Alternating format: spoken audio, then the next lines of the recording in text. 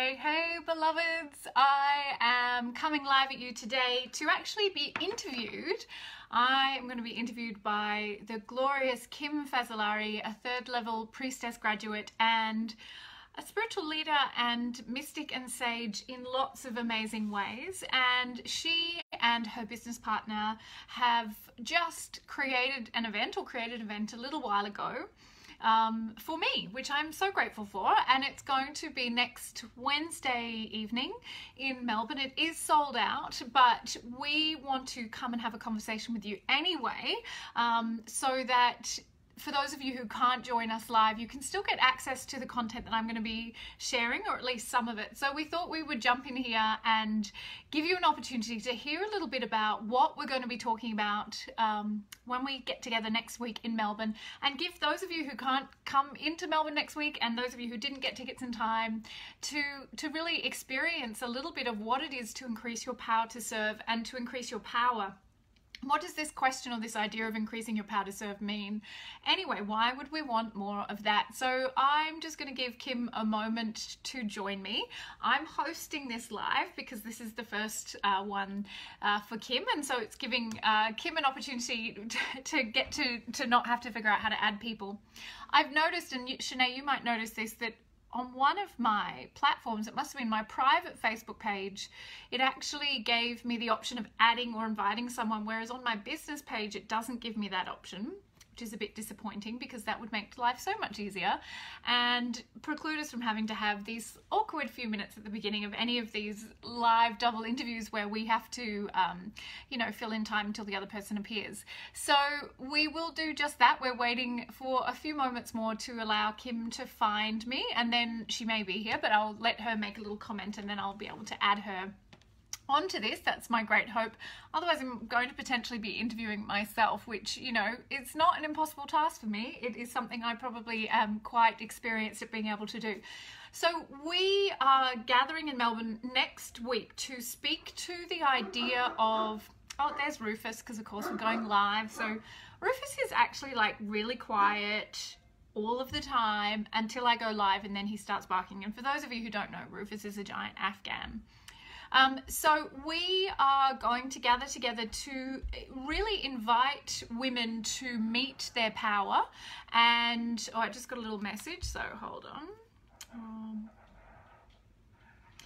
From Kim, and I'll just share this. Thank you for those of you who are with me. Let me just quickly reply to Kim, and then we'll make sure that we get this all happening for you. And can you head to my page? Can you see me live? Look, there's me doing that. Oh God, this is just amazing, like watching paint dry.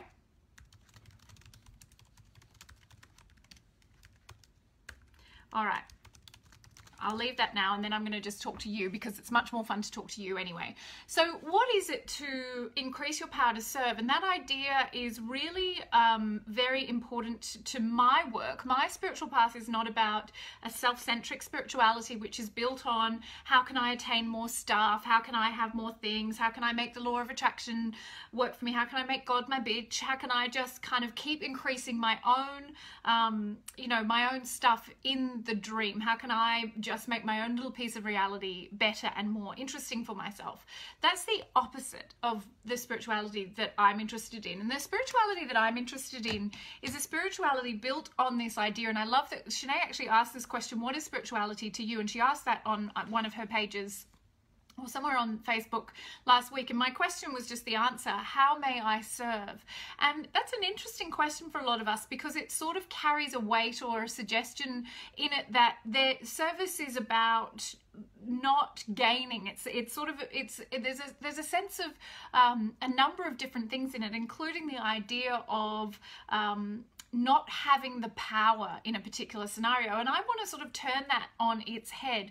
Those who get to be in service to others are the most privileged and most powerful of all, because not only are you free enough to be able to offer your life on the path of service willingly, not out of servitude, and service is not servitude, and I think that's a vital point of difference.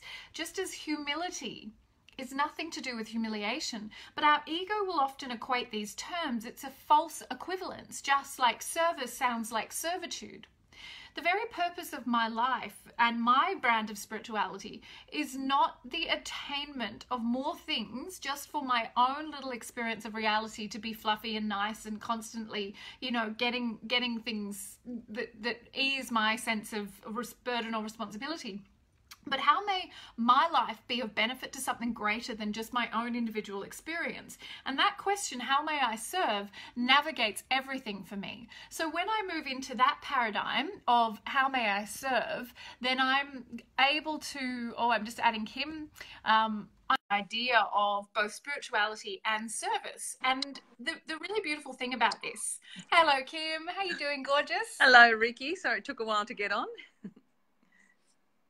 It is just the nature of going live with someone else on Facebook, unfortunately, but you're here, so yay, we can celebrate that. Thank you, and I'd love to celebrate too.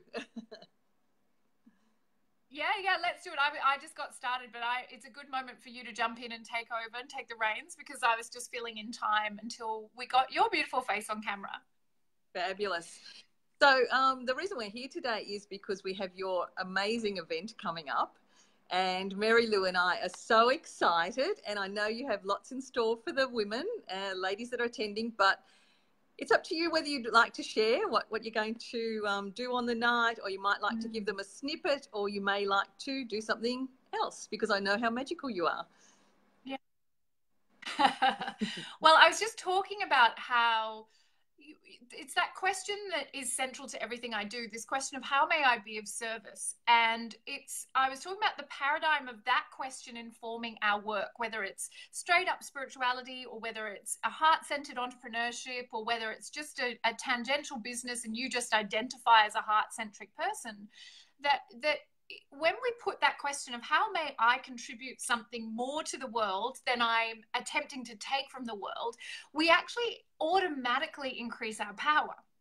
And that's one of the things that we're going to dive into when we're together, because it's a really big shift, and it's a really big shift for our ego, because I was just explaining how our ego will equate service with servitude, and it will make us believe that to be of service is somehow to lessen ourselves or to lower ourselves. So one of the things I'm really excited about doing is jumping in together next week to actually unpack that, and actually to show the women who are gathered there how to increase their power by shifting out of the what can I get, and rather what can I give.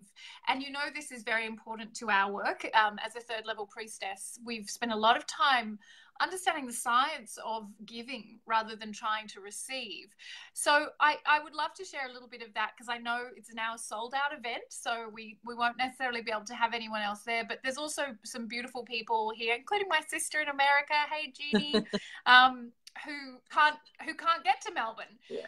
So I guess I'd love to share with you a tool that I use and I've used to grow my business. And it's a really simple tool, but I think it actually might be quite life-changing for people who haven't heard about it yet. So should we share that? Absolutely. Let's do it. Awesome. Okay. So my business is the Institute, and it is, as I say, it's an institute built on the paradigm of sacred service, which, because of what the ego does to us, will possibly make some of us fearful that if that's how we build our own entrepreneurship or our own businesses, that we're then going to have to remain in a kind of poverty paradigm.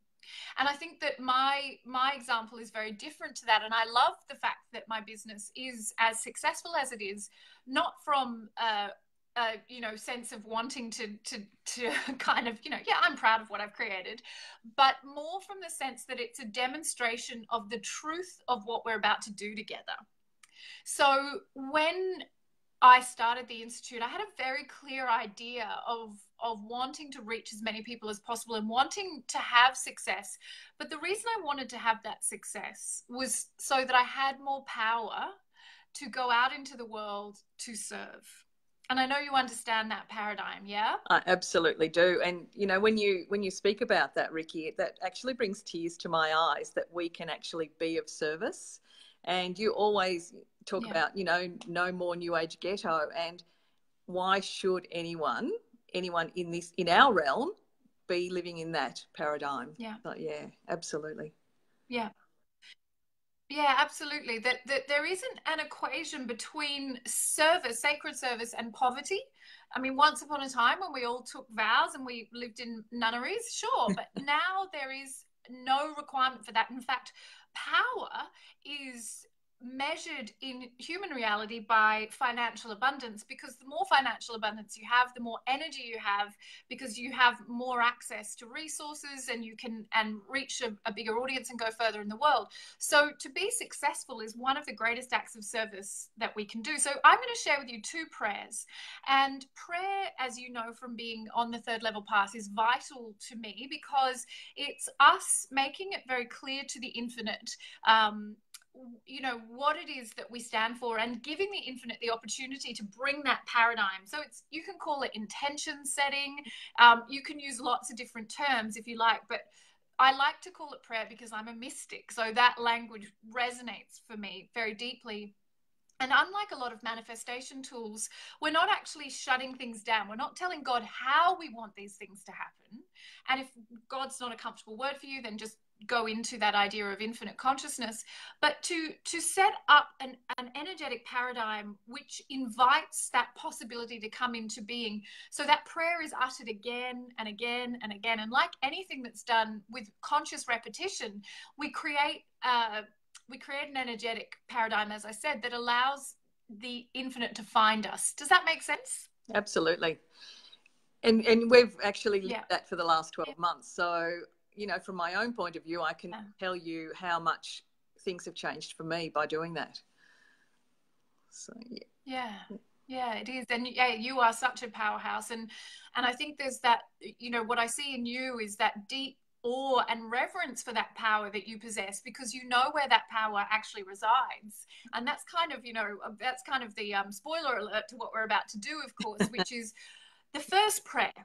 The prayer that I built the Institute on, and have no doubt is the key to the success of everything that I've created, and it is a very successful institute. It's grown very rapidly in a short amount of time in a very sustainable way. So if you're thinking about this as being sort of too pure, or you know, you're never going to be able to make a living, you know, it's absolutely not the case. That when you set up your entrepreneurship or your sacred service from this paradigm, I believe that it's inevitable that you will be abundant, because that's the whole point of what we're about to do. So the first prayer, let's do it together. If everyone's safe to do so, I'm going to invite you to go into prayer with me.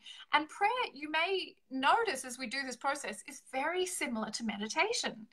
The reason that I think there is a difference, or we differentiate them, is that as I think it's Yogi Bhajan says, you know, prayer is us talking to God, meditation is God talking to us. So when we have both of those things in our life, we create space for both the prayer to go out, the request to go out, and then the space for the answer to come back. If you go into your prayer and then you rush off and there's never any stillness or silence or solitude, there's a very good chance you'll never hear the answer to the prayer, because you're running around like a headless chicken. So those two things fit beautifully together. But prayer is active. It's not just sort of, you know, I mean, I don't think meditation is passive, but it is an active state. And one of the most powerful ways to get into that prayerful state, that heart-centered space, is of course heart coherence. So let's go into heart coherence together, and then I'll go into the prayer. And it's a very short process, no more than a minute or two, but I'm hoping that you'll feel the difference between the prayer of a petition, which is, oh my God, everything sucks, bring me more money. Oh God, I thought I was meant to start this business. Why aren't you bringing me success, God? God, everything sucks. You know, that is like the prayer of desperation. It's not a constructive act. It's a prayer of desperation. And it's not going to have the same quality. So let's go in. If you haven't done heart coherence before, you'll enjoy it very much. And it is a form of prayer in itself. But we're going to use an abbreviated version here, just so we can get into the action of the prayer. If you're safe to do so, closing down your eyes, taking a deep breath in through the nose, letting it go out through the mouth. And if you're in a public space or you're not safe to close your eyes, just turn your attention inwards. And now taking two fingers to the center of your chest, that touch signifying to your consciousness that you're deferring now to the wisdom of your heart's intelligence.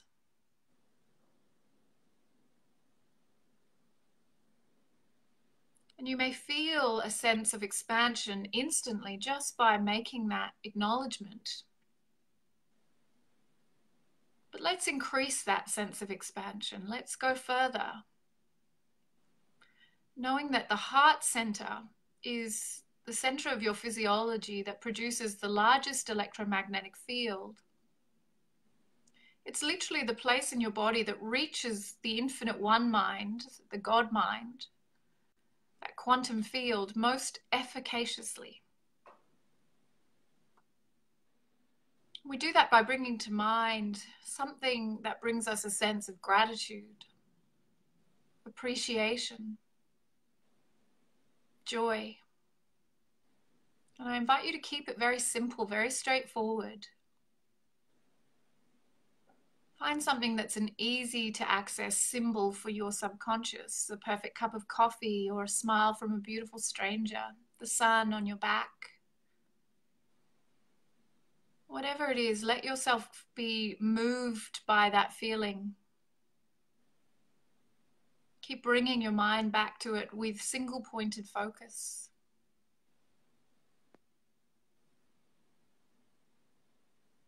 And you feel that expansion in that heart center, that electromagnetic field grow easily and gracefully. Just by choosing to hold a feeling state that creates a high vibration. And this is heart coherence, and this is a precursor to all of our devotional practices. If you want to easily get into prayer or meditation, contemplation, begin with this practice. And in a normal duration, I would do this for around 3 minutes. It's not relaxation, it's not meditation. Keep your focus with laser-like precision. Keep elevating that feeling state. Stay present.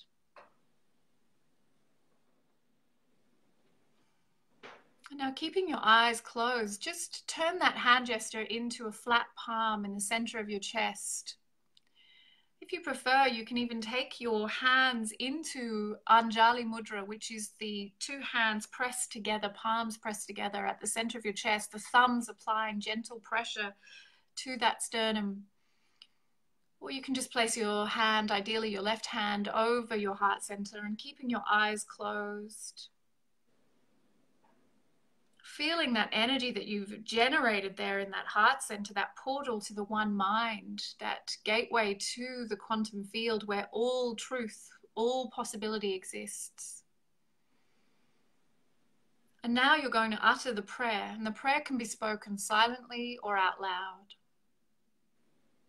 And I use the word God, but I invite you to change that to whatever feels comfortable for you. Dear God, increase my power to serve.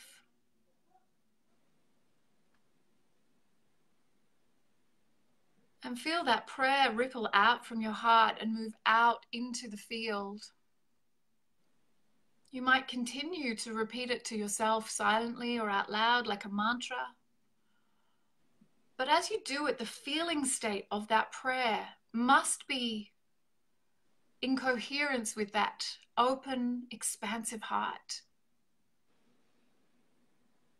If you feel fear rising when you utter that prayer, then this is a good moment to jump out of the prayer and go use your tools to meet your fear, the micro method or tapping.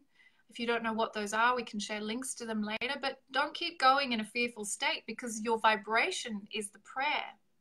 As Greg Braden tells us, the feeling is the prayer.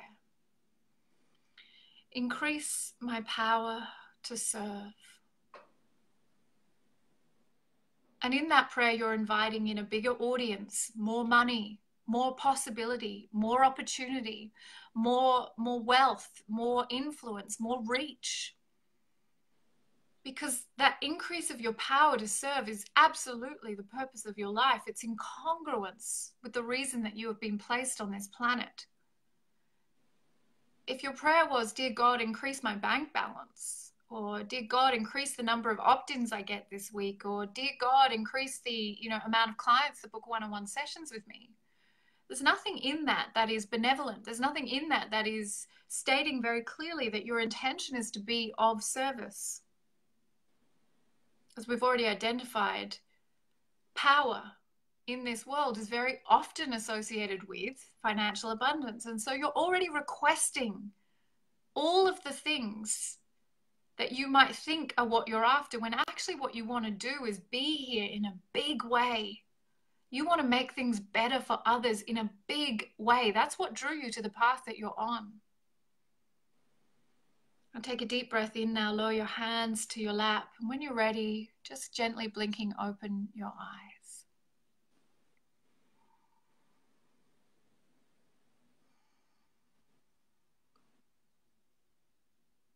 How did that feel?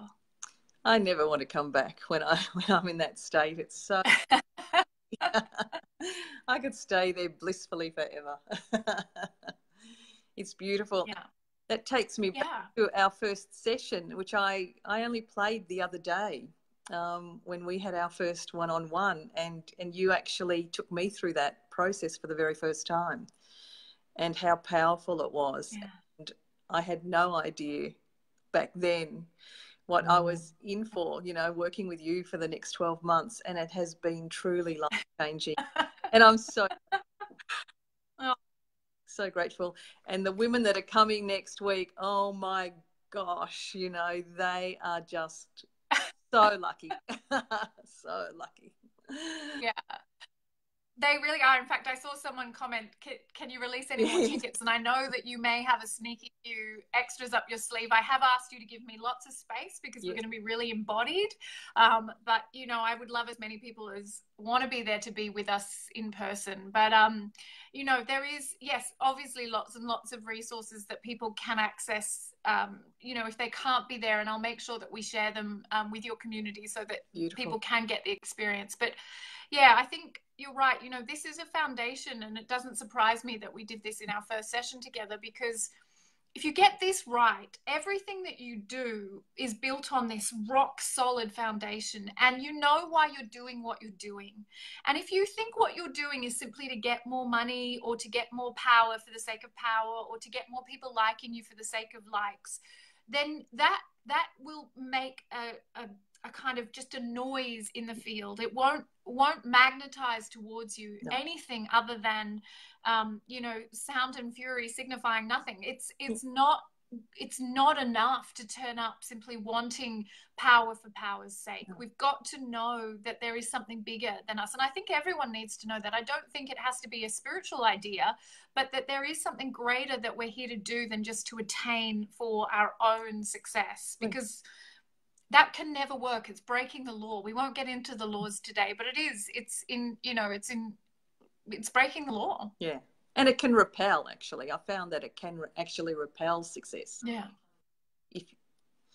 Yes, absolutely. Yeah, and I do want to just reiterate that I'm not speaking from just a philosophical point of view here. The Institute is on track to be a $500,000 business in the next 12 months, and that's happened within 3 years. And that's that's not. I'm talking about gross revenue here. I'm not talking about profit. I'm not talking about profit. I'm talking about gross revenue. Just to be clear, because I don't want to make any illusions.